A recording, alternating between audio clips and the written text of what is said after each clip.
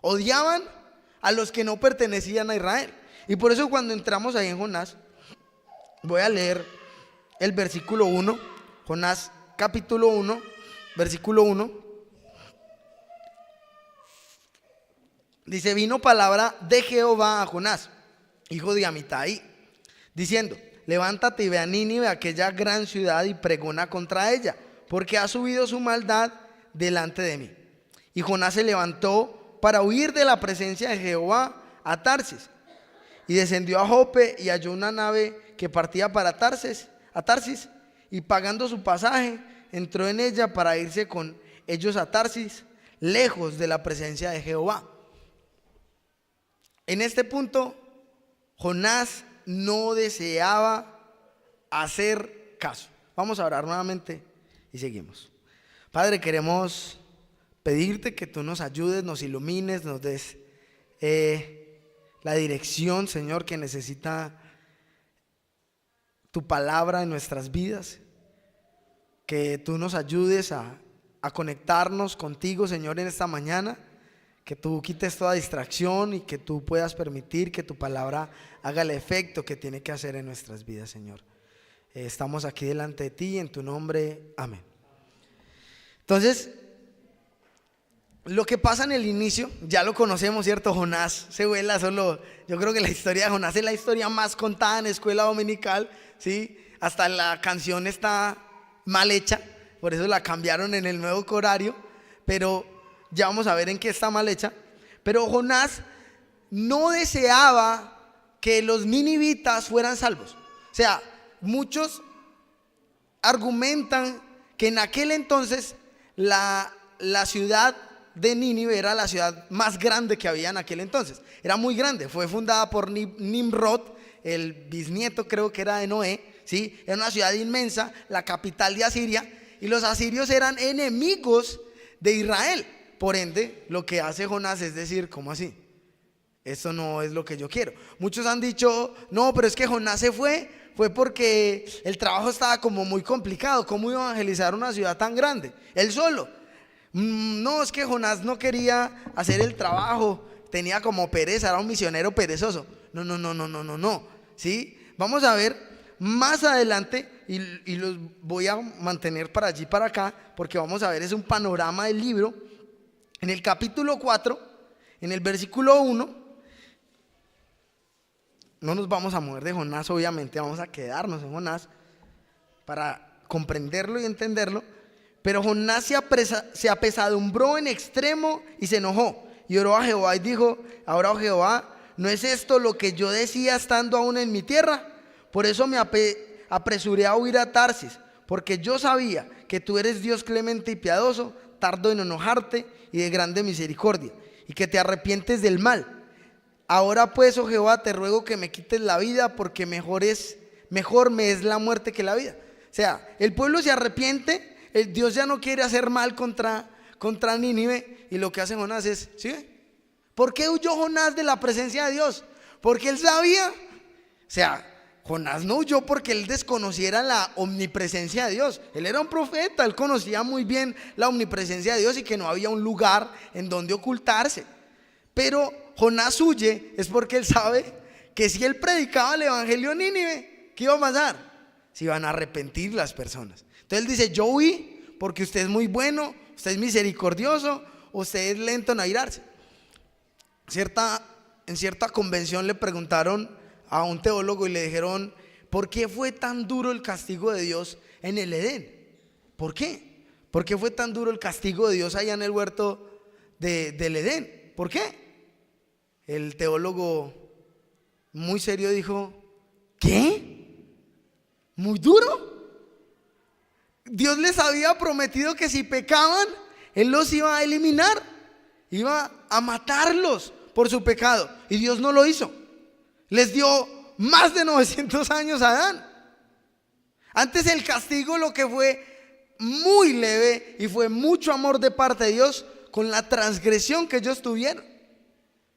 Y tenemos esa idea errónea de que Dios es un Dios como malvado, terrible, perverso, como si fuera el que solamente estuviera eliminando gente que así lo vemos en el Antiguo Testamento, pero es porque únicamente nos quedamos con los relatos donde Él castiga, ¿sí? Y por eso Jonás, el libro de Jonás es la evidencia más grande de que Dios no solamente es un Dios que se enoja contra el pecado, ¿sí? Cuando Dios eliminó a Sodoma y Gomorra, le dijo a Abraham: si tan solo hay 10 personas justas, 10, en Sodoma y Gomorra no lo eliminó. No habían personas, no habían estas 10 personas, no existían, hasta sus 2 hijas eran perversas. El único justo que había en Sodoma y Gomorra era ¿quién? Lot. De resto sus hijas eran hasta bien malas, que emborrachan a su papá y tienen relaciones sexuales con él para seguir la descendencia, como se habían corrompido. Su esposa quedó petrificada y solo quedó el pobre y triste Lot, ¿sí? Es muy triste, pero Dios lo vemos aquí como un Dios misericordioso. Por eso vamos a quitar esa idea errónea. Vamos a ver a Dios como un Dios bondadoso, misericordioso, que es soberano para salvar vidas y rescatarlas. Entonces nos devolvemos al capítulo 1. Jonás está huyendo de Dios, no quiere cumplir la tarea y por eso titulé el sermón, o puedo titular el libro como El misionero más terco. El misionero más terco, o sea, uno de los misioneros más tercos que hayan existido ha sido Jonás. En el versículo 4 podemos ver la soberanía de Dios de esta manera. Dice: pero Jehová hizo levantar un gran viento del mar, y hubo en el mar una tempestad grande, que se pensó que se partiría la nave. O sea, era una tempestad como nunca jamás se había visto. Olas por doquier. Yo únicamente he pasado de un lado al otro en el mar, sí. Cuando estuvimos por allá en México pasamos desde Cancún hacia Isla Mujeres. Y uy, no, eso no fue nada agradable, sí. Eso eran las olas casi que se metían dentro de esa lanchita. Y yo, ¿por qué contratamos barato? ¿Cierto? Entonces la tacañez no ayuda tanto. O sea, era un pedacito y estaba súper azul el cielo, pero yo pensaba: donde esto se caiga acá, ya no se veía la playa ni para acá ni para allá. Ya acá morimos, ¿sí? Pero imagínense ahora, estos hombres estaban dedicados a eso. O sea, ese era su trabajo, eran marineros, eran expertos en el tema, ¿sí? Y ellos estaban acostumbrados a viajar 1 o 2 meses, ir de allí para acá, ¿sí? La ruta que habían trazado más o menos era por las costas de España, se cree. Entonces era siempre larga el viaje, más o menos se calcula por ahí 1 mes de viaje. Y ellos estaban acostumbrados, pero era tan tremendo, que simplemente el patrón va y le dice, en el versículo 6, el patrón de la nave se le acercó y le dijo: ¿qué tienes, dormilón? Levántate y clama a tu Dios, quizás Él tendrá compasión de nosotros y no pereceremos. O sea, ¿cómo estarían de asustados que en el versículo anterior dice que todos clamaban a su Dios? No sé, a Baal, a cualquiera que fuera su Dios: ay, ayúdenos porque vamos a morir. Tenían bastante temor de que fueran a morir. Era muy tremenda las olas, era muy tremenda la tempestad. Sacaron las cosas del barco, comenzaron a sacar los víveres para que el barco subiera un poquito más. Estaban tremendamente asustados y entonces todos dicen en el versículo 7, dijeron cada uno a su compañero: venid y echemos suerte para que sepamos por causa de quién nos ha venido este mal. Entonces echan las suertes y en esas suertes ¿quién cae? Jonás. Lo que hace, y aquí vemos otra vez la soberanía de Dios. Dios levanta el viento, ¿sí? Dios levanta esa tempestad, las olas, todo esto. Pero aparte de eso, Dios también toma ese uso pagano y torpe, porque era un uso torpe para definir quién tiene la culpa. Imagínense uno haciendo eso hoy en día. Pues en mi casa yo creo que a veces se hacía, ¿cierto? Éramos 5 hermanos. ¿Quién tuvo la culpa? Entonces mi mamá comenzaba a sacar a veces a que le cayera, tenga, o alguno tenía que sapear al otro, ¿cierto? Pero eso es una idea torpe de cómo usted ver quién tiene la culpa. Y lo que hace Dios es utilizar este método y este medio de ellos para decir: es Jonás. ¿Quién tiene la culpa de todo esto? Jonás. ¿Qué? Imagínense el susto tal vez que tenía Jonás en ese momento. Y en el versículo 10 dice, en el 9, y el cual respondió: soy hebreo y temo a Jehová, Dios de los cielos, que hizo el mar y la tierra. Jonás conocía muy bien a Dios, Jonás conocía muy bien a Jehová, Jonás tenía un entendimiento completo de Dios. Lo que hizo él cuando manifestó eso es: el Dios de él, si es el Dios verdadero. O sea, si está enojado. ¿Qué hizo? ¿Qué hizo? El demás lo vamos a ver en la trayectoria. Él obviamente les cuenta. En el versículo 10 dice: aquellos hombres temieron sobremanera y le dijeron: ¿por qué has hecho esto? Porque ellos sabían que huía de la presencia de Jehová, pues él se los había declarado. Él les dijo: yo estoy volándome, yo no quiero hacer un trabajo que Dios me dio, yo no quiero hacer un trabajo que Dios me dejó, que me encomendó, yo no quiero. Ellos, ¿qué? O sea, es por la culpa suya, por desobediente. Entonces lo que pasa en el corazón de aquellos marineros es: desobedecer a este Dios es como peligroso, ¿no? Desobedecer al Dios de los hebreos es bien peligroso. Y en forma aplicativa podemos pensar, hermanos, que aún en nuestras vidas Dios nos ha encomendado algo, nos ha dado algo, y a veces hacemos lo mismo de Jonás, ¿cierto? Huimos, corremos. Yo no quiero esa responsabilidad, yo no quiero eso que me han dado, ¿sí? Yo prefiero hacer las cosas a mi manera. Yo voy a la iglesia cuando quiero, yo hago lo que quiero, yo veré con quién me caso, yo veré con quién me novio, yo veré en qué trabajo, yo veré, y yo soy el que tengo la razón y yo soy el que puedo opinar, menos Dios. Y somos como Jonás. Huimos de la responsabilidad tal vez que Dios nos ha dado. Huimos de la responsabilidad tal vez como esposos, como esposas, como padres, como hijos, ¿sí? Hay bastantes madres sufriendo porque su hijo no le ayuda ni siquiera con lo básico a veces en la casa. Que ha pasado años y años comiendo de la casa y no es capaz a veces de suplir ni siquiera necesidades básicas en la casa. Esposos donde abandonan a sus esposas no solamente físicamente, sino que las abandonan ¿qué? Emocionalmente. Están divorciados en su corazón hace años y no cumplen la responsabilidad que Dios les ha mandado. No tenemos que ser un misionero como Jonás o un misionero como William Carey que va hacia el otro lado del mundo. Todos en cierta manera, hermanos, ojo, esto no es una doctrina nueva, sí, todos en cierta manera somos misioneros en nuestras vidas.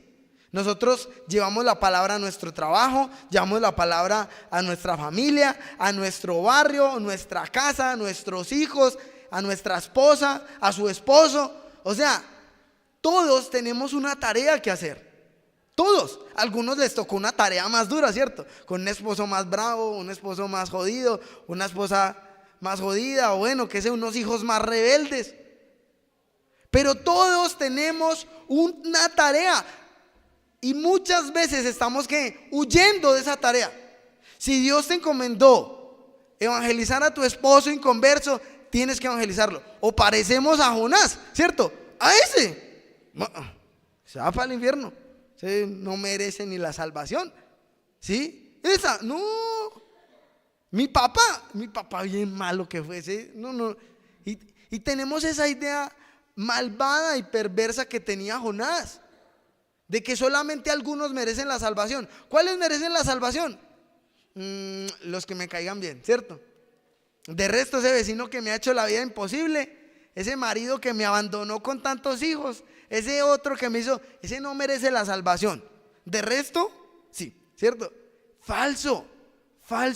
Dios está rompiendo y destruyendo esta idea errónea de las preferencias en la salvación. Porque decimos, Dios desea que todos los hombres sean salvos, ¿cierto? Que todo el mundo sea salvo. Él lo desea. Sí, Él lo desea bastante. Sabemos que no va a pasar así porque algunos no van a creer. Pero es el deseo de Dios, es en serio. Él desea eso. Él lo desea con todo su corazón. Y decimos, amén. Pero yo nunca le voy a compartir a tal persona. ¿Sí? Parecemos a veces más Jonás de lo que creemos a veces que somos, ¿sí?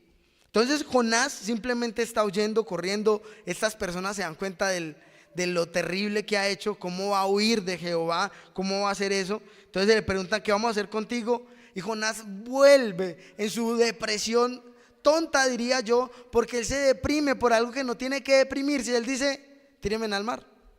Yo sé que si muero, se acabó mi responsabilidad. O sea, era tanto el odio en el corazón de Jonás, tanto el resentimiento por los ninivitas, que él prefería morir que ir a evangelizarlos. Conozco personas así, que hay tanto odio en su corazón por su expareja, que prefieren morir que ir a pedir perdón por todos los errores que tuvieron. Eso es una cosa tremenda. Tremenda. Prefieren morir antes que reconocer sus falencias. No, es que la verdad, yo sí la embarré, yo sí. Bueno, y todos en cierta manera a veces hemos estado en ese punto. No digo que yo no, yo también, ¿cierto? Pero Jonás era la tapa, digámoslo así. O sea, Jonás era la tapa. Jonás no conocía a nadie en Nínive. Jonás simplemente los había estigmatizado y había dicho: estos no merecen la salvación. Prefiero morir antes de ir a evangelizarlos. Prefiero que Dios me mate antes de yo ir a evangelizarlos. Grande odio a los perdidos. Grande odio a los perdidos. Ellos lo tiran al mar, y la tempestad se calma por completa. Versículo 15. Y tomaron a Jonás y lo echaron al mar, y el mar se aquietó de su furor. Y temieron aquellos hombres a Jehová con gran temor, y ofrecieron sacrificio a Jehová, e hicieron votos. Otra vez la soberanía de Dios. ¿Qué hizo Dios cuando cae Jonás? Un milagro. ¿Cómo es posible esto? Eso no pasa así. No pasa como que usted llegó y ¡pum!, se fue la lluvia y se aquietó el mar. Eso no sucede. Lo que sucede en ese momento son milagros. Un viento tan tremendo que sale de la nada es un milagro. A que se aquiete tan rápido es un milagro. Y que los hombres de aquella nave sean salvos, ¿fue qué? Un milagro. La soberanía de Dios en la salvación. Dios utiliza a un hombre desobediente, un hombre que se aleja de Dios, lo mete en aquel barco, nunca predicó. Él únicamente dijo: no, la verdad me he volado, pero yo sirvo al Dios de los cielos. Solo con eso. Jonás no dijo: vea, tienes que aceptar a Jehová en tu corazón. El primer paso es el arrepentimiento.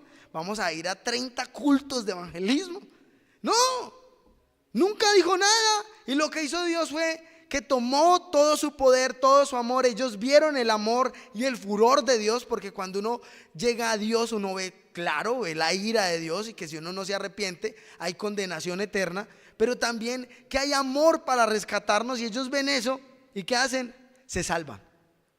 Jonás era un misionero que evangelizaba indirectamente. ¿Cómo? Con su desobediencia, ¿cierto? Como dicen por ahí, que algunos sirven de ejemplo en la iglesia, pero de mal ejemplo, ¿cierto?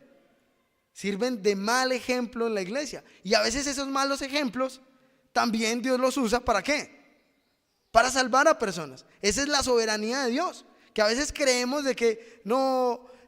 ¿cómo se irá a salvar esta persona? ¿Cómo se irá a salvar mi familia? ¿Cómo se irá a salvar mi mamá, mi papá? No piensen eso.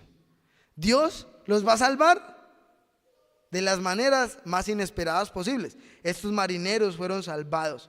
Versículo 17, volvemos a ver la soberanía de Dios. Pero Jehová tenía preparado un gran pez que se tragase a Jonás, y estuvo Jonás en el vientre del pez 3 días y 3 noches. ¿Sí? O sea, si ustedes me preguntan: hermano, ¿qué pez fue? ¿Fue una ballena, jorobada, azul?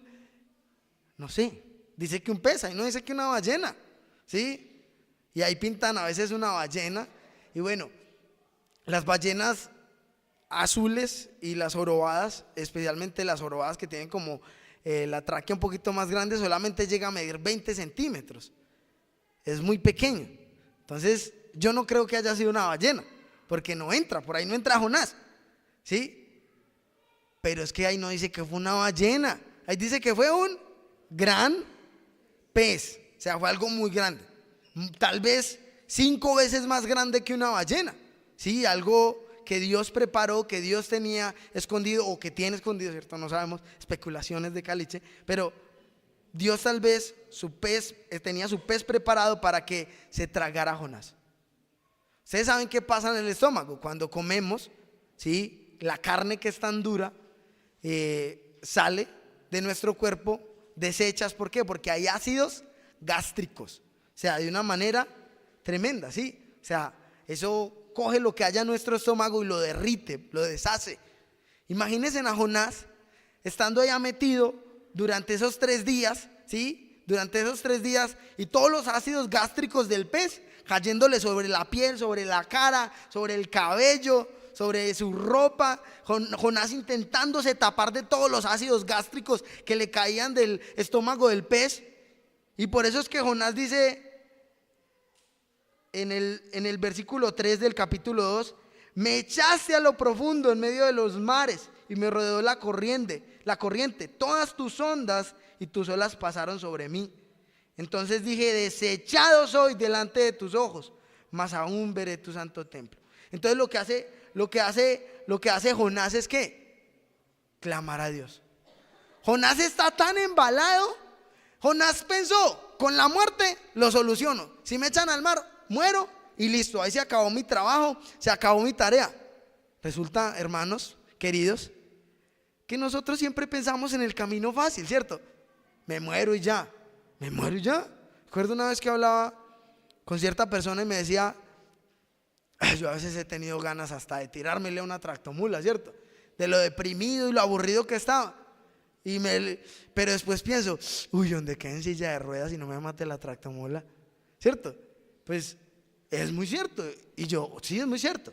Porque si el plan de Dios no es que mueras, y recuerdo esta historia tremenda de aquella mujer que intentó suicidarse y no murió, pero le dio una parálisis en todo su cuerpo. Y durante toda su vida ha tenido que pasar paralizada. Solamente puede hablar, porque intentó quitarse la vida y resulta que Dios no quería que ella muriera, ¿sí? Pero ahora ella da gracias a Dios, porque Dios la salvó. Dios no permitió que se muriera y se fuera para el infierno, sino que la salvó y la puso en una condición terrible para poder que ella pudiera conocer a Dios. O sea, hermanos, piensen, ¿hasta dónde tenemos que llegar o hasta dónde Dios tiene que llegar para poder atraernos hacia Él? Para poder corregir nuestra desobediencia, para poder corregir nuestra maldad y nuestra inestabilidad, ¿sí? ¿Hasta dónde Dios tiene que llegar? Pues con Jonás tuvo que tratarlo de una manera severa, Jonás allí en medio clamando. Versículo 8 dice: los que siguen vanidades ilusorias, su misericordia abandonan, mas yo ofreceré sacrificios, pagaré lo que prometí, la salvación es de Jehová. O sea, Jonás sí se había arrepentido, sí, en serio, él lo hizo con todo su corazón. Pero volvemos a lo mismo, Jonás tenía un corazón como el de nosotros, ¿cierto? A veces llegamos al Señor tan arrepentidos cuando hemos pasado por procesos tan duros. Y uy, no, Señor, lo siento, perdóname. Yo te ofrezco mi vida, Señor. De ahora en adelante voy a ir a culto todos los días, Señor. Después de que pasa el proceso, se perdió. ¿Dónde está? Hermanos, oren por mí, oren por mi familia. ¿Qué pasó? Otra vez cayó en desobediencia, otra vez cayó en la misma vida que lleva. Sí, tenemos un corazón humano, pecaminoso. Jonás sí se había arrepentido de verdad. No es que no se hayan arrepentido, sí, a veces se arrepienten con toda sinceridad, pero ¿qué pasa? Hay pasiones que pueden más que otras, y a Jonás le podía más el odio, ¿sí? Y en el versículo 10 dice: y mandó Jehová al pez y vomitó en tierra a Jonás. Ojo, Nínive no queda en las playas, ¿sí? Nínive queda más o menos unos 600 kilómetros desde Jerusalén. 600 kilómetros. O sea, eso es muy lejos. Eso está lejísimos. Eso está súper lejos. Entonces Jonás iba para allá como para España. Los que conocen el mapa más o menos, si no, al final de su Biblia tiene unos mapas. Jonás sale para como si fuera para España. El mar, él queda embarado en el medio del mar, no sé dónde. El pez se lo traga y va y lo vomita otra vez en las playas. ¿Para qué eche? Para Nínive. Caminó tal vez de varios días, ¿sí? Entonces, no, la ballena o El pez no vomitó a Jonás en las playas de Nínive, ¿sí? Que la canción dice que vomitó en las playas de Nínive. No, eso es antibíblico, ¿sí? Él no lo vomitó en las playas de Nínive. Nínive no tiene playas. Entonces Jonás comienza a caminar, Jonás comienza a andar, Jonás sigue. Dios otra vez le dice: Jonás, vaya, levántate y predica allí en Nínive. Se levanta Jonás, va a Nínive y dice: conforme la palabra de Jehová. Después de un arrepentimiento tan real como fue este, porque o sea, lo que estaba pasando Jonás era terrible. ¿Él qué hace? Prefiero obedecer, ¿cierto? Prefiero obedecer, Dios. Va Jonás, esta vez iba obedeciendo, sale. La ciudad era muy grande, se cree más o menos que unos 100 kilómetros de diámetro. Eso es muy grande, sí, es muy grande la ciudad. Por eso dice que comenzó a entrar, el versículo 2, grande en extremo, de 3 días de camino era la ciudad, o sea, de 3 días. Eso es larguísimo, eso era inmenso. Acuérdese que en ese tiempo no existían tanto los edificios como hoy en día. Por ejemplo, Pereira se cree que tiene por ahí 1 millón y pedazos, ¿cierto? No sabemos exactamente, pero porque hay muchos edificios y muchas casas de 3, 4, 5 plantas. En ese entonces no existía eso. Las casas normalmente eran ¿de qué? Una plantica y su terracita y ya. Entonces imagínense, más o menos eran 600,000 personas, la ciudad más grande en aquel tiempo, en aquel entonces. ¿Por qué sabemos que era de 600,000 personas? Capítulo 4, versículo 11, dice: donde hay más de 120,000 personas que no saben discernir entre su mano derecha y su mano izquierda. Niños. Ustedes saben por qué me gusta cuando veo niños servir en la iglesia, porque ellos hacen parte de la iglesia más que cualquier otra persona, porque ellos iban a ir al cielo. O sea, si el Señor viene y Salvadorcito está por ahí recogiendo las copas, se va con todos los que somos creyentes. Ellos hacen parte de la iglesia, ¿sí? Los niños hacen, y entonces lo que dice Dios es: me preocupa estos niños, 120,000 niños. Entonces se calcula más o menos por esos 120,000 niños, que con los papás, obviamente, se da una suma redondeada y de 600,000 personas, ¿sí? Siempre son sumas aproximadas, hermanos. Entonces era una ciudad inmensa. Y vean la mediocridad, porque o sea, él estaba arrepentido, él estaba obedeciendo a Dios a regañadientes, pero miren la mediocridad de su predicación. Por eso Dios es soberano, hermanos. Dios es soberano completamente. Versículo 4: y comenzó Jonás a entrar por la ciudad, camino de un día, y predicaba diciendo: de aquí a 40 días Nínive será destruida. Sí, Jonás, tan mediocre. Jonás no tuvo las prédicas de Jeremías, extensas, largas, predicando sobre su maldad y predicando alegorías sobre el amor y la bondad de Jehová hacia su pueblo. No, Jonás, de acá a 40 días el Señor los va a matar. Y seguía, de aquí a 40 días, de aquí a 40. ¡Qué predicación tan mala! ¿Saben qué me hace pensar en eso? Que lo maravilloso es que Dios toma muchas veces a personas como Jonás, mediocres, desobedientes, y les da segundas oportunidades. Jonás se arrepintió y Dios le dice: listo, ok, lo voy a usar. Eso da mucha esperanza, hermanos, mucha esperanza. Tal vez hemos pecado, tal vez hemos caído, tal vez no, yo ya no funciono para el ministerio, yo ya no funciono para el Señor. No. Dios es experto en restaurar y en utilizar ¿qué? A esas personas.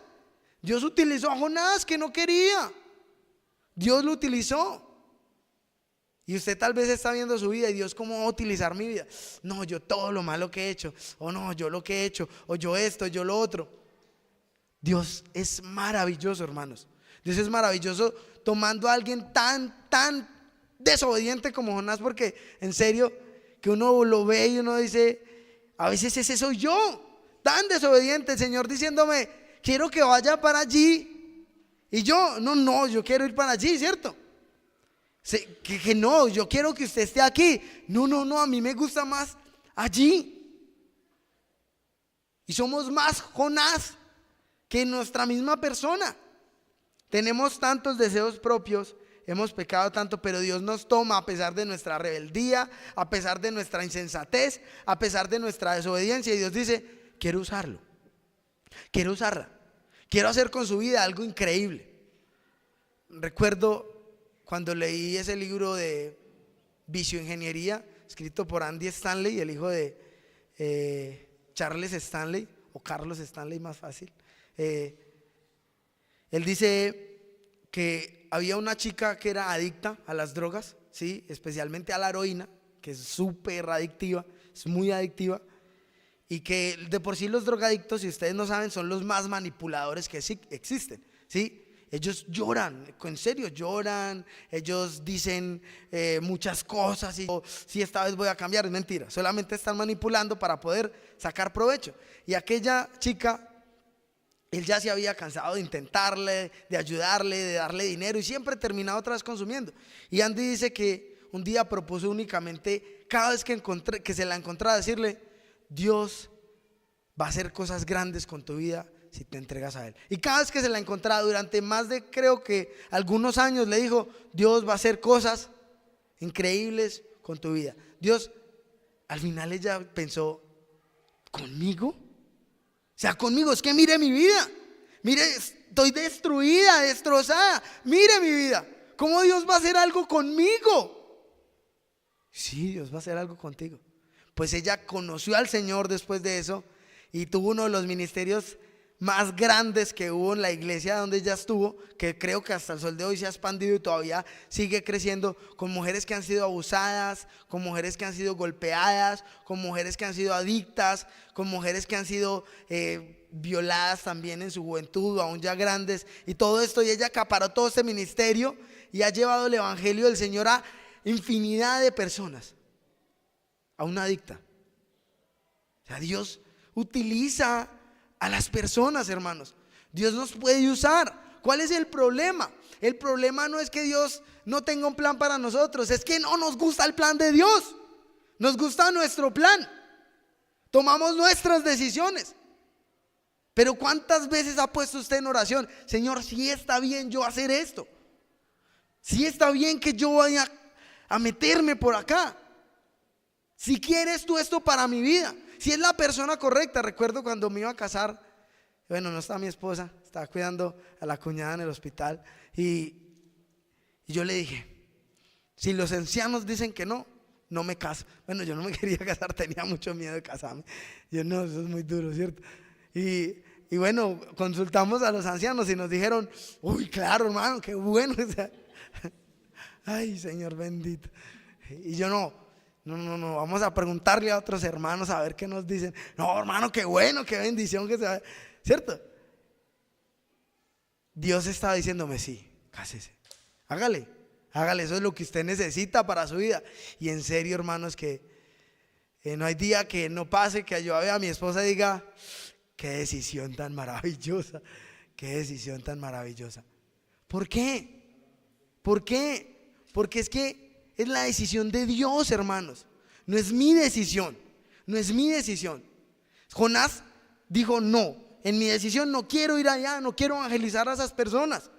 Pero Dios decía: sí, Jonás, yo quiero que lo hagas, te quiero utilizar, Jonás. Y Jonás en su mediocridad va así, predicando flojamente.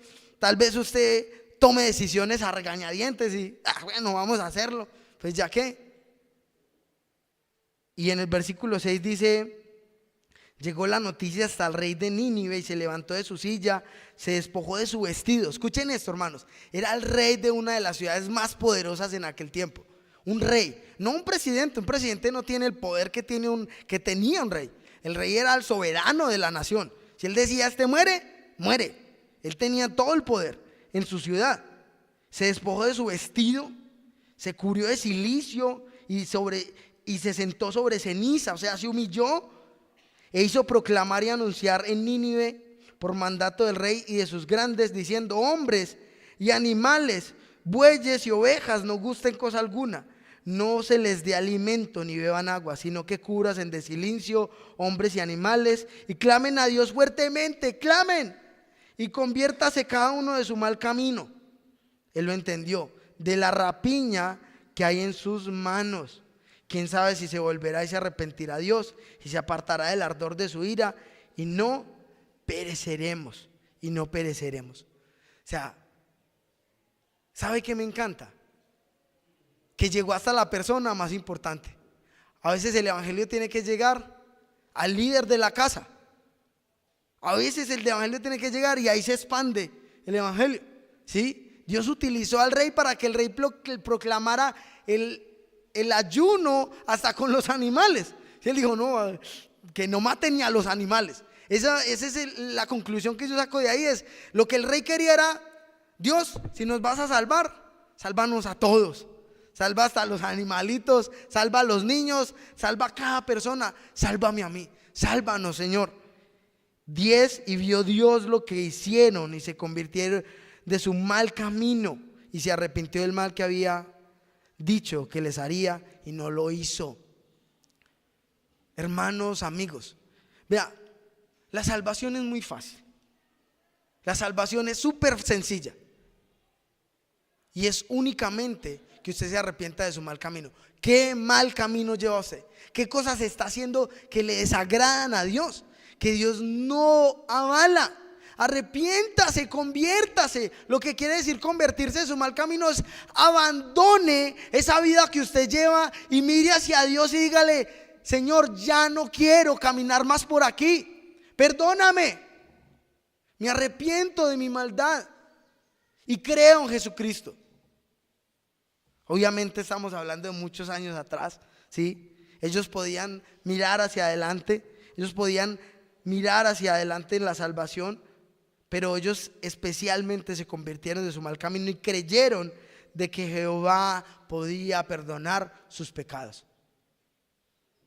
Ustedes, hermanos y amigos, creen que Jehová puede perdonar sus pecados. Amén. Esa es la evidencia más grande de que hay salvación en nuestro corazón muchas veces. Y es que yo estoy totalmente convencido de que Dios perdonó mis pecados, ¿sí?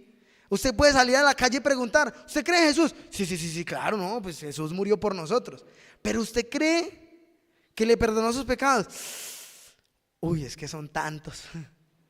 No, pues yo no sé. Eso solamente lo sabe Dios. Eso solamente lo sabe Dios. Sí, lo sabe Dios, por eso Él se lo puso en la palabra de que si usted se acerca a Jesucristo en arrepentimiento, Él perdona todos sus pecados. Dice que los echa al fondo del mar, los lleva lejísimos, se olvida de ellos, nunca más se los vuelve a sacar en cara. Dios perdona sus pecados. Dios es un Dios perdonador. Dios es un Dios que sí, que tiene ira, una ira santa contra el pecado, pero por eso dejó la salida. Querido amigo, querido amigo y querida amiga, Dios dejó la salida para nosotros, para nuestro pecado. O sea, el infierno es tan horrible, es tan terrible, que Dios tuvo que enviar a su amado Hijo para que nosotros no vayamos allá. El infierno no fue creado para nosotros, no fue creado ni para usted ni para mí. El infierno fue creado para Satanás y los demonios, dice la palabra. Dios desea que usted vaya hoy a Él en arrepentimiento, como lo hicieron todas estas personas. Por eso vemos a Dios aquí involucrado completamente en el ministerio de la salvación, en las misiones. Dios está metido ahí en las misiones, llevando y tocando los corazones de las personas. No nos puede dar miedo evangelizar a nuestra familia, así nos rechacen, así no nos reciban, así ya, uy, qué pereza este aleluya, qué pereza este evangélico. Siga evangelizando, así sus hijos le digan: ya no quiero que me hable más de Jesús, sígale hablando de Jesús. La única que convierte el corazón es la palabra. ¿Cómo se van a salvar si no hay nadie que les predique? ¿Cómo se van a salvar si no han escuchado las buenas nuevas de salvación? Hágalo, por favor.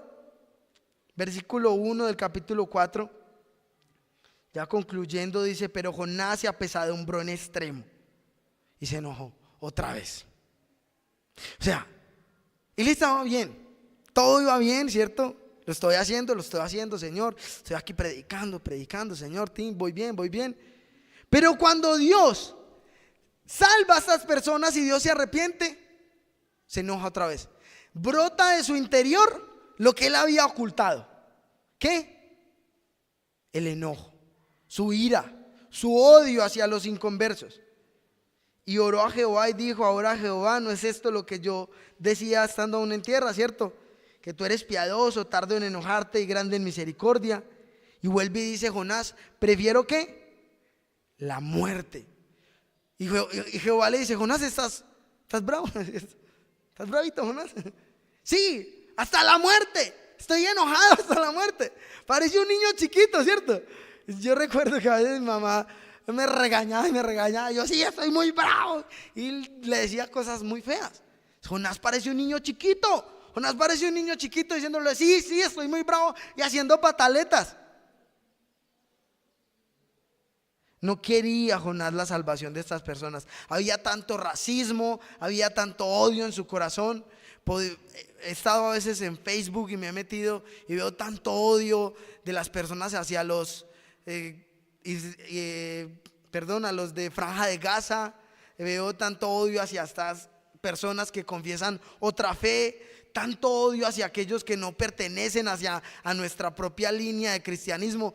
Qué feo, hermanos, qué feo, porque no pertenece a la línea de los hermanos. Casi que son unos herejes y unos hijos del diablo. Y quiero decirles, y vuelvo y lo repito: Franja de Gaza no es el grupo Hamás. No, según las estadísticas de Puertas Abiertas, se cree que Franja de Gaza contiene más de 600,000 creyentes. 600,000, y hay 2 millones de personas. O sea, casi el 30% del país es salvo. Son nuestros hermanos. Colombia se cree que es el 1.5%. Hermanos, ¿cuánto odio a veces hay por otras personas que ni siquiera pensamos que estaba ahí? Y no, o sea, yo no digo que no debemos orar por Israel ni demás, sino que no debemos hacer comentarios despectivos. Orar por las dos partes, hermanos. Orar tanto por Franja de Gaza como tanto por Israel, pero que el Señor salve a cualquiera de estas personas, que el Señor toque el corazón de estas personas. Israel, por ser Israel, no se va a salvar. Si Israel no cree en Jesucristo, se va para el infierno. Pero si ellos creen en Jesucristo, se salvan. Claro que hay que orar por su salvación, claro que hay que orar por su paz, pero no debemos tener como este odio a veces: ay, sí, que se salven. Que se salven todos los que no sean violadores, que no sean psicópatas, que no sean malos maridos, ni los borrachos, que no se salven los homosexuales. De resto, todos que sí se salven. ¿Qué? ¿Cuánto odio hay a veces en nuestro corazón, hermanos? ¿Cuánto odio? Escondido ahí atrás, ¿cierto? ¿Cómo que se salvó esta persona bien mala que era? Ay, no, yo pensé que se iba a ir para el infierno. ¿Sí? Sí, en serio, a veces hay tantas cosas así en nuestra mente que no lo decimos ni demás. Jonás estaba airado, furioso, y vuelve Dios. Versículo 6: y preparó Dios una calabacera, la cual creció sobre Jonás, para que le hiciese sombra sobre su cabeza y lo liberase del malestar. Mucho calor en esta parte del mundo, sí, mucho sol. Esto es bien maluco, bien molesto. Pero en el 7 dice: pero al venir el alba del día siguiente, Dios preparó un gusano, el cual hirió la calabacera. O sea, eso no era un gusano, eso era un gusanote, ¿sí? Una calabacera es algo grande. Y para comerse una calabacera de la noche a la mañana, son gusanísimos, ¿sí? Se come la calabacera, se seca, y aconteció que al salir el sol, preparó otra vez, o sea, otra vez la soberanía de Dios. A Dios no se le escapa nada. Un recio viento solano, y el sol hirió a Jonás en la cabeza, y se desmayaba y deseaba otra vez la muerte. Ay, Jonás, ay, Caliche, cierto, yo veo a Jonás y veo mi vida plasmada. ¿Cuánto tiempo, Señor, he corrido de tus manos? ¿Cuánto tiempo me quería ir? Yo le decía: Señor, no quiero estar ahí. No quiero servir, no quiero hacer nada. Yo quiero mis planes, Señor. Yo quiero echar para adelante. Yo quiero tener billetes, ¿cierto? Tener plata, Señor. Cuando tenga harta plata, y si vuelvo. ¿Cuánto tiempo pasé como Jonás bravo, y él me traía, y yo que no quiero estar ahí en esa familia, que yo no deseé estar en esa familia, Señor, porque no nací tal vez en una más rica, en una familia más poderosa, sin menos dificultades para poder entrar a la Javeriana, ¿cierto? Tantas tonterías, en serio, tantas tonterías. Y veo a Jonás y veo mi vida y digo, yo estuve tan enojado con Dios durante tanto tiempo. ¿Por qué a mí? ¿Por qué a mí este trabajo? Señor, ¿por qué a mí en esta familia? Y tal vez sea lo que le haya pasado a usted en su corazón. Señor, ¿por qué me tuvo que pasar esto a mí? ¿Por qué me tuvieron que abandonar a mí? ¿Por qué? Y nos enojamos con Dios. Prefiero, Señor, morirme. Y nos deprimimos como Jonás. Y en el versículo 9 dice, entonces dijo Dios a Jonás, ¿tanto te enojas por una calabacera, Jonás? O sea, es una mata, Jonás. Y él respondió, mucho me enojo, hasta la muerte, otra vez. Y dijo Jehová, ¿tuviste tú lástima de la calabacera, en la cual no trabajaste, ni tú la hiciste crecer, que en espacio de una noche nació y en espacio de otra noche pereció? Y no tendré yo piedad de Nínive. Ven lo ilógicos que a veces somos. Ven lo ilógico que fue Jonás, lo tonto que era su argumento. O sea, Señor, ¿cómo me quitas esto? ¿Cómo me quitas a la persona que más amaba? ¿Cómo me quitaste este trabajo, Señor? ¿Cómo me quitas esto y lo otro? ¿Y por qué? Jonás estaba bravísimo. Y yo digo que después de eso, por eso el Jonás concluye tan áspero. O sea, termina ahí de una manera abrupta. Jonás termina. O sea, qué chévere. Yo pensaba que chévere que hubiera terminado, no, y Jonás se arrepintió. Y dijo, Señor, no, ya lo entendí, perdóname. Qué bueno que Nínive sea salva. No, Jonás, como es el mismo que escribe su libro, ¿sí? Él lo hace en tercera persona, pero casi todos los eruditos afirman que fue el mismo Jonás. Jonás se escribe a sí mismo de una manera mala y terrible. ¿Sabe para qué?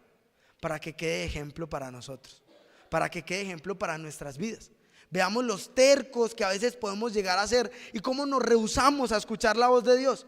Y le digo, querido hermano y querida hermana, que si usted se rehúsa a escuchar la voz de Dios, si usted se rehúsa a obedecer a Dios, Dios va a tener que utilizar su soberanía y su poder para traerlo donde Él quiere que usted esté. Y le aseguro que eso no es nada agradable. Jonás estuvo en el vientre de un pez, tal vez por el ácido del pez quedó albino, blanco, lleno de manchas, calvo, sí, pero lleno así de pegotes en su cuerpo, sí, sin pestañas, sin cejas. Si tenía barba, ahí se le cayó. Después tuvo que pasar por una de las cosas más terribles, que es ser golpeado por una ola de estas de calor y de viento, desmayado, tirado. ¿Hasta dónde quiere usted que Dios llegue con su vida? Pregúntese, ¿hasta dónde quiere que Dios llegue con su vida? Para que usted pueda obedecer, para que usted pueda restaurar su vida. No, es que yo no entro a la cena porque que tengo tantas cosas para arreglar. ¿Cuántos años lleva esperando? ¿10 años? Ya cuando tenga por ahí 78, 80, 90 en el hospital, no, yo quiero que me restauren. ¿Qué? ¿Hasta dónde tienes que esperar? ¿Hasta qué punto? Para abandonar tu pecado, para rendir tu vida a Dios. ¿Cuántas cosas tienen que pasar en tu vida para tú decirle, Señor, perdón, lo siento, Señor, ya no quiero seguir por este camino? Ya quiero dejar la inestabilidad, ya quiero ahora sí obedecerte, quiero servirte, quiero entregarme. Que no sea de solo la boca, hermanos. Que no, no, ahora sí me voy a entregar a Dios. Y pasan los años y ¿dónde está la entrega? ¿Dónde está la entrega? Hay tantos ministerios, hermanos, tantos ministerios. Necesitamos en multimedia, necesitamos en escuela dominical, necesitamos en sala cuna, en los niños, necesitamos en el evangelismo, necesitamos en la iglesia, en visitación. Hay tantas cosas por qué hacer. No, yo creo que así la iglesia está bien. No. Y termino ahí, obviamente, con William Carey, donde su ministerio abrió las puertas a todos los ministerios misioneros que tenemos hoy en día. Conocemos el evangelio porque Dios utilizó hombres que se dispusieron para servirle ir. No rehúse el llamado que Dios le está haciendo. Si usted ya es creyente y Dios lo está llamando a algún ministerio, algún trabajo en la iglesia, no se rehúse, no lo haga, no lo haga, va a ser la vida más frustrante. Si usted no es creyente, si usted no ha conocido a Jesús, hoy Dios lo está llamando a que usted se arrepienta y que usted se aparte de su mal camino y lo siga a Él. Y no cierre sus oídos hoy, no los cierre. Hoy escuche la voz de Dios, por favor. Vea, yo lo hago como Pablo, se lo ruego. Es terrible lo que hay después de la muerte sin Jesús, pero es maravilloso lo que hay en vida con Jesús y en muerte con Jesús. Eso sí es maravilloso. Le ruego que usted escuche la voz de Jesús y se arrepienta, ¿sí? Se arrepienta. Podemos pasar por problemas, dificultades, lo que sea, hermanos, pero Dios siempre va a ser bueno. Dios siempre va a ser misericordioso. Él va a utilizar todo lo que esté a su alrededor para que todo eso obre para bien en su vida. Así usted no conozca al Señor todavía, usted viva una vida terrible, Dios está utilizando todo a su alrededor para traerlo a Él. Piense en esta mañana cuántas cosas pasaron para que usted llegara a ese lugar. ¿Cuántas cosas? Yo he hecho el trabajo y yo, Señor bendito, tanto que hizo por mí para yo poder conocerlo. Tuvo que traerme a vivir 6 años acá en esta capilla para yo poder conocerlo a Él. Eso es tremendo. Piensen ustedes en eso y denle las gracias a Dios, denle la gloria a Dios. No podemos pensar si Jonás realmente cambió muchas cosas en su vida, no lo sé, pero él se deja como mal ejemplo. Eso es lo único que yo sé. Jonás, el profeta Jonás, es uno de los malos ejemplos que hay en no obedecer y no escuchar la voz de Dios. Pero el libro de Jonás es la evidencia más grande de que Dios es soberano en nuestras vidas. Él va a salvarlo porque Él es soberano, Él va a ayudarlo porque Él es soberano, Él va a restaurar su vida porque Él es soberano, Él va a traerlo a Él mismo porque Él es soberano. Dios es soberano sobre todo, sobre todos, a Él no se le escapa nada, Él conoce absolutamente todo, queridas hermanos. Vamos a orar. Padre, te damos gracias en esta mañana. Gracias porque tú tuviste misericordia de nosotros. Tú tuviste piedad de nosotros, Señor. Tal vez éramos peores que Nínive y aún así nos miraste, Señor. Enviaste a alguien que nos evangelizara. Enviaste a alguien que nos compartiera de tu palabra. Y ahora henos aquí, Señor, alabándote y adorándote porque tú lo has permitido. Somos resultado de tu gracia, Señor. Salva a las personas que en esta mañana no son salvas, Señor. Restaura a aquellos que se han ido y se han alejado de ti. Permite que ellos te obedezcan, Señor. Y permite, Señor, que nosotros también te obedezcamos.